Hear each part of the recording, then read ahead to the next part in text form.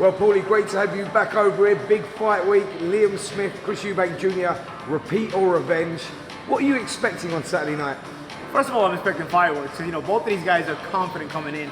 I think that, Eubank has a sort of a mentality that things went wrong in the first fight, but he knows what to correct. There's a little bit of talk about maybe it was an elbow. We never saw Eubank get hurt that way before. But even if it was an elbow or a punch, can we trust Eubank's chin to hold up now? We've never seen him hurt like that before. So does he himself have the confidence to take a punch or take a shot if he comes in taking a big shot? And with Smith, of course, can he show that he can actually hurt Eubank without it being a possible elbow? Again, there was so much what ifs in the first fight that I think this is why you needed to have this rematch. You needed to clear all the fog, all the clouds, and you needed to get a true winner. And not that you didn't have it the first time, but you need to get a no controversy type of winner, no skepticism kind of winner. A fight that was as conclusive as that one, where yes, Eubank was doing well, a third round especially, he started landing those uppercuts. As we know with Liam Smith, he's a guy that likes to give the first couple of rounds away. He works his opponent out, he sets the traps, but the fight was very conclusive. But the appetite now, and the people that still think Eubank may be able to turn this around, is quite unusual for a fight that ended the way the first one did. I'll tell you what, it was unusual, but I'll tell you why. The conclusivity of the fight, okay, you all of a sudden you're looking at Eubank and you're like, oh, he's hurt. And here's one thing about Smith, okay? You're right, he gives up the early rounds, but he's sort of like a locomotive. He picks up steam. I call him in the States, we call him a meat and potatoes kind of guy. He's nothing fancy, but he's consistent, and he's technically sound.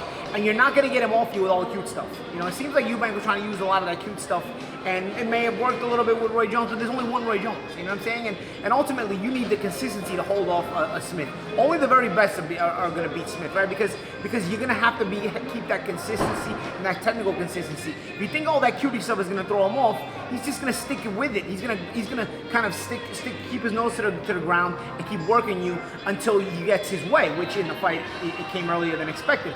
Nonetheless, I think Eubank is the more talented guy. Can he have the consistency in the fight to get through it this time? And that's sort of the question, right? I mean, Smith got to him the first time.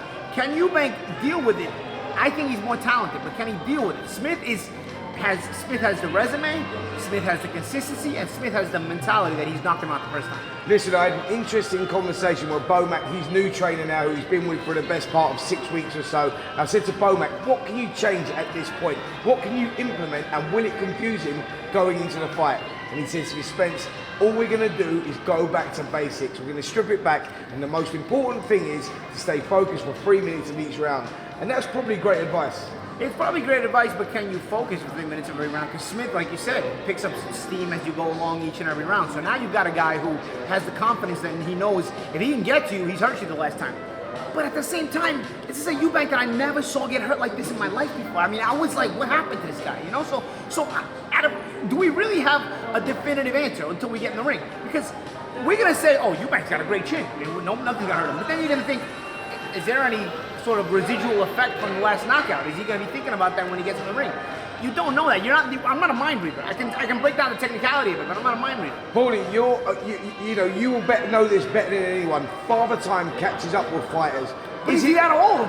No, but what I'm saying is it that we've seen that, Eubanks has been there, he's been in a lot of hard fights, and what we saw there, which we've never seen in the past, is the punch resistance didn't seem to be there. Was it because he was trying to make weight for the Conor Benn fight, and he never recovered, and his body hadn't acclimatized or adjusted back into the 160 body frame?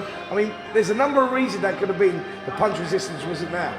Yeah, you can listen. If you're Team Eubank, you're gonna go and you're gonna try to reason it out, right? You're not gonna say, you know what? I couldn't take a punch. I can't take a punch. You're not gonna think that, right? So you're gonna think about, could it be the weight that he was trying to make for Conor Benn? I'll tell you what. When you try to get yourself down to too much weight, and sometimes you gotta start a little earlier in camp. It may take effect on your punch resistance even if you bring the contract weight back up like you did with the Smith fight. Also, if you talk about Father Time, and you can't really say it and then, just omit Smith in the conversation. Smith has had a lot of tough fights too. You know what? He's not letting it affect him. He's consistent. He's coming strong, and he did what he had to do in the first fight. So I don't want to totally say, oh, Father Time, or you've been in too many tough fights. I tell you what, Smith is always going to be the more consistent guy here. Eubank, for me, has a little bit more talent. He's a little bit more pizzazz to He's a little bit more agile. He's a little bit more the athlete in this fight.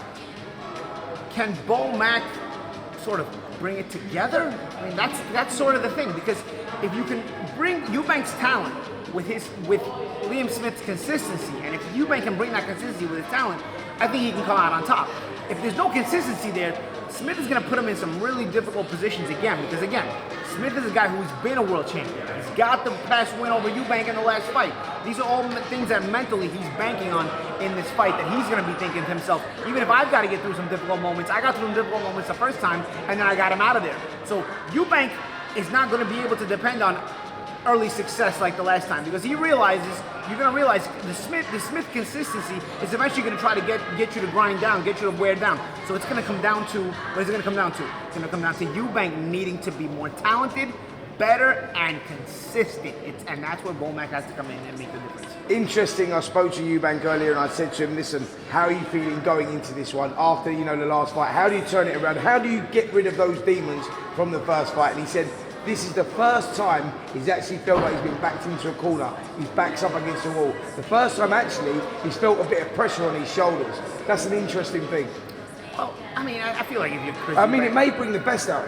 Yeah, I mean, I feel like if you're Chris Eubank, seeing your son, there's always going to be pressure, right? Conor Ben, Chris Eubank Jr., I think these kind of guys are always going to have a little bit more pressure because of who their fathers were.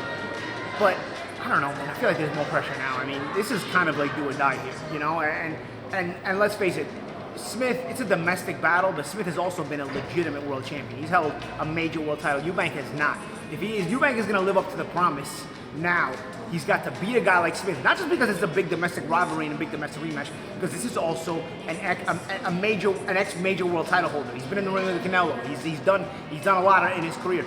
This is a big win for Eubank if he gets it, not just because it's a rematch that he gets revenge on, but also because it's a major feather in his hat to beat an ex-world champion like Smith. Sure, well listen, Paulie, I'm not going to put you on the spot now because I know you've just got over here. You haven't had a chance to look at the guys yet. You ain't seen them up close and personal, so we'll catch up again later on in the week.